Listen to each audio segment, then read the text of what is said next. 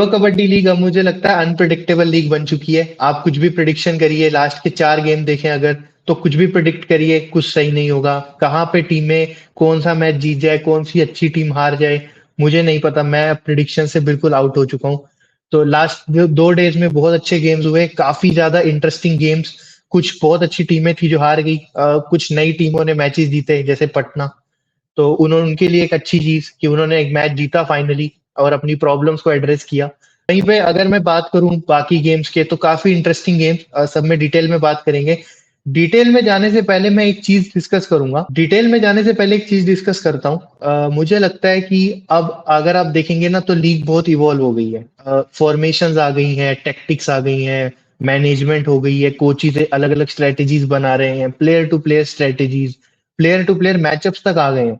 और बहुत ज्यादा एडवांस हो गई है, एनालिटिक्स और एनालिसिस के बेसिस पे लीग चल रही है। लेकिन क्या एनालिसिस इतना जरूरी है कि आप बेसिक्स ना करें?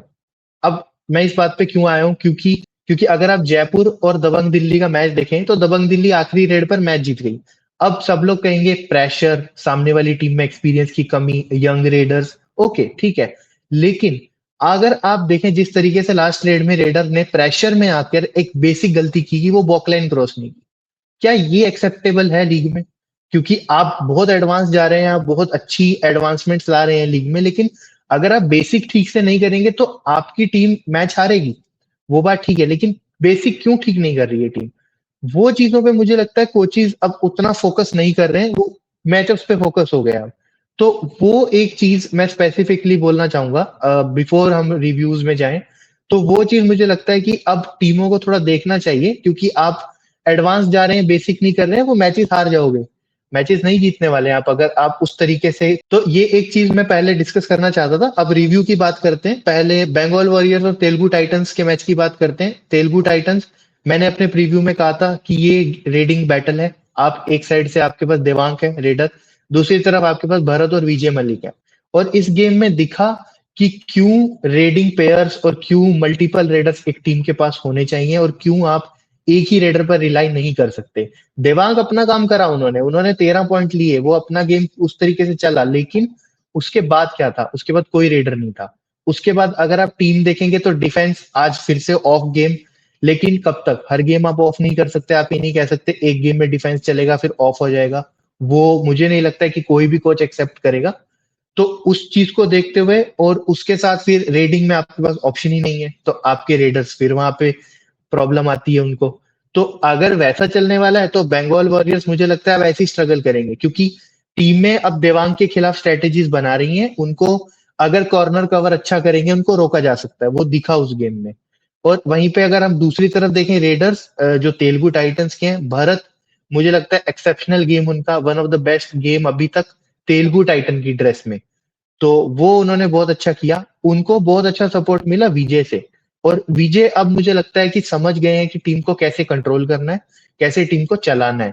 तो अगर वो समझ गए हैं, तो मुझे लगता है कि उस टीम के पास पोटेंशियल है, टैलेंट है। तो अगर वैसा है, और कोच उनके बहुत अच्छे हैं, अब मुझे लगता है उनकी टीम अच्छा करती हुई दिखेगी, और वो अब राइट ट्रैक पर है। दूसरी तरफ डिफेंसिवली मुझे लगता है तेलुगु टाइटन का भी एक बहुत स्ट्रॉन्ग गेम। अंकित, अगेन मैंने कहा था कि वो अगर अच्छा करेंगे तो तेलुगु टाइटन जीतेगी, और वही हुआ। उन्होंने हाई फाइव लगाया, 5 पॉइंट लिए, और उनकी टीम ने एक बड़े मार्जिन से मैच भी जीत लिया। तो डिफेंसिवली अगर वैसा ही करने वाले हैं, तो आपको सीजन में अब एक राइट ट्रैक पर टीम जाती हुई दिखेगी। अदरवाइज बाकी डिफेंडर्स ने भी काफी अच्छा सपोर्ट किया। वही अगेन इंपॉर्टेंट टाइम पे पॉइंट लिए, जब डिफेंडर्स को चलना चाहिए था, वो मोमेंटम ब्रेक करना चाहिए था, वो उन्होंने कर दिया। तो वो गेम में मुझे लगता है कि तेलुगु टाइटंस काफी पॉजिटिव्स लेके जाएंगे। वहीं पे बंगाल वॉरियर्स मुझे लगता है अब उन्हें सोचना पड़ेगा, क्योंकि वो हर गेम में एक अलग तरीके से खेलते हैं और फिर अलग तरह का रिजल्ट आता है। अगर आपकी स्ट्रेटेजी ये है कि बस एक रेडर चले, 20 पॉइंट लाए, 25 पॉइंट लाए, और डिफेंस थोड़ा बहुत कर ले, तो वो फिर हर गेम में नहीं चलेगा, क्योंकि सामने अच्छे डिफेंसेस हैं। और वैसा ही है, तो फिर आपको सोचना पड़ेगा कि अब कैसे आप अपनी टीम को सेटअप करेंगे आगे आने वाले गेम्स में। वहीं पे दूसरा गेम दबंग दिल्ली और जयपुर पिंक पैंथर, मुझे लगता है कि ये गेम दबंग दिल्ली ने अपने रेडर्स की स्किल या अपने डिफेंडर्स के टैलेंट से ज्यादा अपने एक्सपीरियंस पे जीता। क्योंकि जब उन्होंने देखा कि सामने इनएक्सपीरियंस रेडिंग डिपार्टमेंट है, उन्होंने अपने आप को कंपोज रखा और वही हुआ जब लास्ट रेड आई और जहां पे प्रेशर बना तो जयपुर के रेडर्स वहां पर इनएक्सपीरियंस की वजह से थोड़ा सा लूज छोड़ गए गेम में।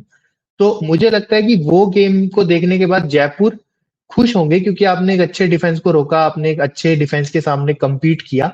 लेकिन आप उतना भी खुश नहीं हो सकते क्योंकि आपकी टीम ने लास्ट मैच हारा, जो अगर वो नॉर्मल रेट डाल देते तो शायद वो जीत जाते। तो वो चीज अगर आप एडवांस चीजें देख रहे हैं तो आप बेसिक चीजें भी देखिए, ऐसा नहीं कि आप बेसिक चीजें छोड़ दी। बाकी मुझे लगता है कि दबंग दिल्ली के लिए रेडिंग अब प्रॉब्लम नहीं है क्योंकि आशु बहुत अच्छी रेडिंग कर रहे हैं, उनको सपोर्ट मिल रही है, नीरज अच्छे रेडिंग कर रहे हैं, उनके अलावा उनके पास यंग रेडर्स हैं जो बीच में आके 1-2 पॉइंट की रेड कर देते हैं, जो जो मोमेंटम बना रहता है। तो दिल्ली उस मामले में सेटल है, दिल्ली को एक मैच और जीत मिल गई है तो वो अब और कॉन्फिडेंस उनका बढ़ जाएगा, वो टेबल पे और सेटल दिखे, तो वो चीज उनके लिए सॉर्टेड है। बाकी द जयपुर कैसे कोच अब क्या करते हैं वो देखना होगा और किस तरीके से इस गेम को साइड करके अगले गेम में जाते हैं, क्योंकि आप ज्यादा देर तक एक गेम पर फोकस करना नहीं चाहेंगे। अगर आप हार गए हैं तो ठीक है, आप नेक्स्ट गेम पे मूव ऑन कीजिए, चेंजेस करके देख सकते हैं या आप सेम कॉम्बिनेशन को भी चांस दे सकते हैं। तो वो चीज मुझे लगता है कि देखनी होगी कैसे कोच करते हैं अगले टीम में प्लान। कल के जो 2 गेम हुए, पहले हरियाणा स्टीलर्स और बेंगलुरु बुल्स खेले और बेंगलुरु बुल्स ये दिखता है जब मोमेंटम और कॉन्फिडेंस आ जाता है तो फिर टीमें किस तरीके से खेलती हैं।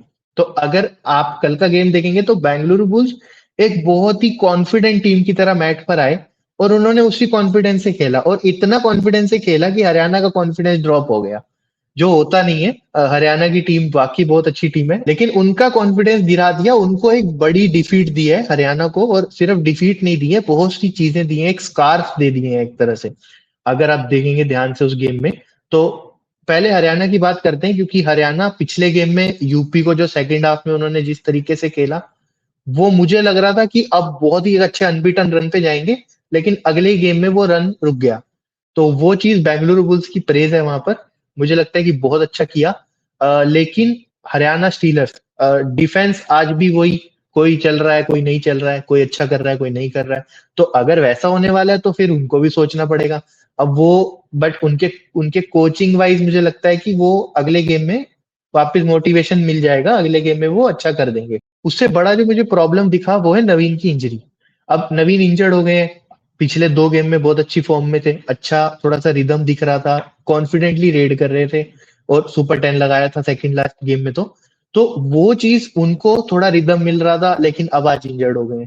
सेम इंजरी तीसरी बार हो गई है उनको, वो चीज अब मुझे लगता है कि सीरियसली लेनी चाहिए। आप कहीं तो गड़बड़ कर रहे हैं, या तो रिहैब का प्रॉब्लम है या तो आप कुछ जल्दी पुश कर रहे हैं प्लेयर को। और मुझे लगता है एक अच्छी चीज जो मुझे लगी कि प्रेस कॉन्फ्रेंस में कोच ने काफी उसको अच्छे से एड्रेस किया, वो बोले कि वो एक इंपॉर्टेंट प्लेयर है और वो है भी। तो वो चीज मुझे काफी अच्छी लगी कोचिंग साइड से कि वो कॉन्फिडेंट है कि अपने प्लेयर के कमबैक पर। तो अगर वैसा है तो मुझे लगता है कि उनको देखना होगा। मेजर इंजरी लग रही है क्योंकि वो तुरंत चले गए कोर्ट से, तो मेजर इंजरी है। और कैसे इस चीज को सेटल करती है टीम, किस तरीके से इसको चेंज करती है, वो देखना होगा। तो हरियाणा स्टीलर्स अब मुझे लगता है आज जाएंगे वापिस, तो स्ट्रेटेजीज और वापिस से सोचना पड़ेगा, वापिस से रीथिंक करना पड़ेगा चीजों के ऊपर। अदरवाइज आप अगले गेम्स भी हार जाओगे और आपकी टीम फिर बैकफुट पर आ जाएगी जहां प्रेशर बने। वहीं पे दूसरी तरफ प्रेशर, तो फिर बेंगलुरु बुल्स ने बनाया प्रेशर और उन्होंने जिस तरीके से आज खेला, मुझे लगता है कि पिछले गेम को 10x कर दिया उन्होंने। आज गेम से इंस्पिरेशन लेकर आए हैं और पिछले गेम से जो उन्होंने किया, जिस तरीके से वो मैच जीता, उसको कंटिन्यू करना चाहते हैं, उस चीज को ड्रॉप नहीं करना चाहते। क्योंकि अगर आप देखेंगे एक टीम जो अपने डिफेंस के दम पे खेलती है, हरियाणा स्टीलर्स, अगर आप उनको डिफेंस में आउट क्लास कर दें, वो भी आउट क्लास मतलब ऐसा नहीं आप 1-2 पॉइंट से आप उनसे डिफेंसिवली स्ट्रांग थे, आपने डबल पॉइंट निकाल दिए उनसे। तो अगर वो चीज आप देखेंगे और वैसा आप परफॉर्म करेंगे तो ये दिखाता है कि डिफेंस पे काफी कॉन्फिडेंस है। और मुझे लगता है कि बेंगलुरु बुल्स के लिए अली रजा को अब खिलाना पड़ेगा। आज जिस तरीके से उन्होंने किया परफॉर्म, वो चीज देखने के बाद मुझे लगता है कि अब उनको एक कंसिस्टेंट रन दें। वो काफी काफी अच्छी तरह से खेले हैं, वो एक अच्छा आपको पॉजिटिव है आज की गेम से। उसके अलावा अगर आप देखेंगे तो डिफेंस का एक बहुत अच्छा गेम, इस मोमेंटम को कंटिन्यू करें। और ज्यादा से ज्यादा कोशिश करें कि अपने डिफेंस को इसी तरीके से खिलाएं। आज थोड़ा सा फ्रीडम से खेलता हुआ दिखा डिफेंस और थोड़ा सा एग्रेसिव भी दिखा। तो वैसा करेंगे तो मुझे लगता है कि टीम अच्छा करेगी और टीम को वो कॉन्फिडेंस बना रहेगा, प्लेऑफ्स की एक होप मिल जाएगी, तो टीम और ज्यादा अच्छे से खेलेगी। गेम से मुझे लगता है कि काफी एक अच्छा मोटिवेशन टीमों को, दोनों ही टीमों को मैं कहूंगा कि हरियाणा को भी मोटिवेशन लेना होगा ताकि वो अगले गेम में वो वापस कमबैक करें और अगले गेम में वापस उस तरीके से खेलें जैसा वो लास्ट गेम्स में खेल रहे थे। और अब बात करते हैं कल के आखिरी गेम पे, जो था पटना पायरेट्स और पुनेरी पल्टन। पहले पटना पे बात करते हैं। पटना की विक्ट्री सेलिब्रेट करते हैं। और पटना की विक्ट्री से मुझे लगता है इसलिए कोच को ज्यादा खुशी होगी कि मैच नहीं जीते हैं, दो चीजें हुई मैच में। एक, आप बड़े मार्जिन से मैच जीते, आपने एक टॉप की टीम को बड़े मार्जिन से हराया, कॉन्फिडेंस अब आपका स्काई हाई हो जाएगा। तो वो चीज एक। दूसरा, आप किसी इंडिविजुअल ब्रिलियंस पे मैच नहीं जीते, किसी एक खिलाड़ी के दम पे मैच नहीं जीते, आपने कलेक्टिव टीम एफर्ट से मैच जीता। वो चीज मुझे लगता है ज्यादा अच्छी लगेगी कोच को। तीसरी चीज मुझे लगता है कि डिफेंस और रेडिंग में अब कॉम्बिनेशंस आपको मिल गए हैं। आप इस कॉम्बिनेशन को अगर चलाएंगे, इस कॉम्बिनेशन को कंटिन्यू करेंगे, तो आपकी टीम अच्छा करेगी। रेडिंग में अयान, वो एक ऐसा रेडर निकल के आया इस सीजन जो प्रदीप नरवाल करा करते थे एक टाइम पर। आप प्रदीप नरवाल के लेवल पे नहीं जा सकते, वो बहुत ही हाई लेवल है। बट प्रदीप नरवाल जो किया करते थे, इंडिविजुअल रेडर खेल रहा है, 20 पॉइंट ला रहा है, या जो अभी आपके बाकी रेडर्स करते हैं कुछ टीमों में, वो अगर एक रेडर कर रहा है और वो उस तरीके के पॉइंट ला रहा है जो गेम को चला रहा है आपके लिए, तो वो चीज मुझे लगता है बहुत बड़ा पॉजिटिव। उसके अलावा आपके लिए एक चीज मुझे लगता है कि उनके बाद रेडिंग में बहुत बहुत ही कम फायर पावर है। तो वो अगर चीज आप एड्रेस करें तो वो मुझे लगता है इंपॉर्टेंट है। अदरवाइज आप किसी गेम में फंस भी सकते हैं, तो वो चीज थोड़ा सा ध्यान रखना होगा। बाकी डिफेंसिव वाइज मुझे लगता है आज तीन प्लेयर, दोनों कॉर्नर कवर बहुत अच्छा खेले। उनको इस तरीके से अगर आप अगले गेम्स में खिला सकते हैं तो मुझे लगता है पटना अभी बॉटम ऑफ द टेबल है, लेकिन ज्यादा दिन की देर नहीं है, बहुत जल्द ऊपर भी आ सकते हैं, क्योंकि उतना बड़ा मार्जिन भी नहीं है टॉप टीम्स के साथ। आप एक बार मोमेंटम पकड़ेंगे तो आपकी टीम फिर उस रिदम को पिक कर लेगी, तो वो चीज मुझे लगता है हो सकती है। तो पटना के लिए मुझे लगता है पहला मैच जीते हैं, खुश होना चाहिए। इस गेम को एज अ फर्स्ट स्टेप लेकर चलना चाहिए और आगे इसी के ऊपर बिल्ड करना चाहिए। अगर वो ऐसा करते हैं तो अच्छा करेंगे। बट दूसरी साइड पे मुझे लगता है पुनेरी पल्टन। अब पुनेरी पल्टन लास्ट दो गेम में बहुत अच्छा खेल रहे थे, बहुत ही अच्छा एक कलेक्टिव परफॉर्मेंस दिख रहा था। आज 1-2-1-1-3-1, ये पिन कोड नहीं है, ये पॉइंट्स हैं। ये आपके 1-1-1 तीनों रेडर्स, 2-1-1 ये आपका डिफेंस। अब ये अगर आपका मेन स्टार्टिंग सेवन परफॉर्म करेगा, आपका हाईएस्ट स्कोरर आज जो है वो बेंच से रेडर आया है, वो 5 पॉइंट लिए हैं उसने। तो अगर वो आपका बेस्ट है तो मुझे लगता है कि कोच अजय ठाकुर, जो कि अच्छे रेडर है, अच्छे प्लेयर है, अब कोच वाइज उनको सोचना पड़ेगा, क्योंकि प्रॉब्लम्स हैं। अब ये चीज अगर आप एड्रेस करेंगे इस सीजन में जल्दी, तो आपकी टीम ने जो शुरू में मोमेंटम लिया था, जो शुरू में पॉइंट्स लिए थे, उसके ऊपर बिल्ड करके आप आगे निकल जाएंगे। अदरवाइज अगर आप ऐसा नहीं करेंगे तो फिर ऐसे गेम्स आपको दिखते रहेंगे जहां आपको छोटी टीमें आके बड़े मार्जिन से हरा जाएगी। अब स्पेसिफिक प्लेयर वाइज देखें, पंकज बिल्कुल आउट ऑफ फॉर्म है। आदित्य शिंदे, उनके ऊपर बहुत ट्रस्ट है, बहुत फोकस है, उनसे बहुत रेड दिलवा देते हैं, 6-7 रेड डाल दिया आज उन्होंने, लेकिन वो भी उस तरीके से परफॉर्म नहीं कर रहे हैं। असलम, उनका क्या रोल है, वो कैप्टनसी में वो पोस्ट मैच में बहुत अच्छे थॉट्स हैं उनके, कि आप एज अ कलेक्टिव टीम खेलें, आप टीम एफर्ट डालें, लेकिन आप कैप्टन है, आपको लीड करना होगा टीम को। आप अगर दो रेड करने वाले हैं पूरे मैच में, तो आप ये कहिए कि मेरी जगह आप एक डिफेंडर को खिला लीजिए, क्योंकि आप डिफेंडर का काम ज्यादा कर रहे हैं, रेडर का कम। तो वो चीज मुझे लगता है कि समझनी होगी असलम को भी, कोच को भी, टीम को भी, क्योंकि असलम कोई डिफेंडर नहीं है। वो आपको वैसा ऑलराउंडर गेम नहीं देंगे कि 5 डिफेंस में पॉइंट या 2-3 डिफेंस में पॉइंट, 2-3 रेड में पॉइंट, और उतने कम की उनसे एक्सपेक्टेशन भी नहीं है। उनसे एक्सपेक्टेशन आप करते हैं 10-12 पॉइंट लाए वो हर गेम में, क्योंकि वो उस तरीके के पोटेंशियल वाले प्लेयर हैं। तो अगर वैसा नहीं होगा तो फिर उनका क्या रोल है वो क्लियर नहीं है, मुझे तो नहीं है एटलीस्ट। तो मैं वो चीज देखना चाहूंगा कि कैसे उसको चेंज करते हैं।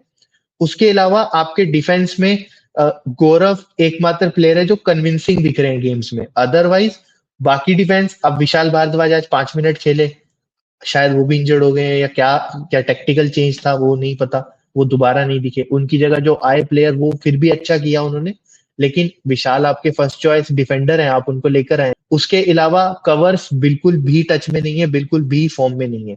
तो वो चीज को कैसे एड्रेस करती है टीम, वो चीजें इंपॉर्टेंट हो गई हैं, क्योंकि आपके पास मोमेंटम है, आपके पास आप पॉइंट्स लेकर बैठे हैं टेबल में, आप ऊपर जाकर टॉप ऑफ द टेबल पर ही रहना चाहते हैं। अगर आप ये सोच रहे हैं कि 8 टीमें जाएंगी क्वालिफाई करेंगी, हम 8th पे ओके, तो फिर आप ऐसा परफॉर्म कर सकते हो, तो वो ठीक है फिर।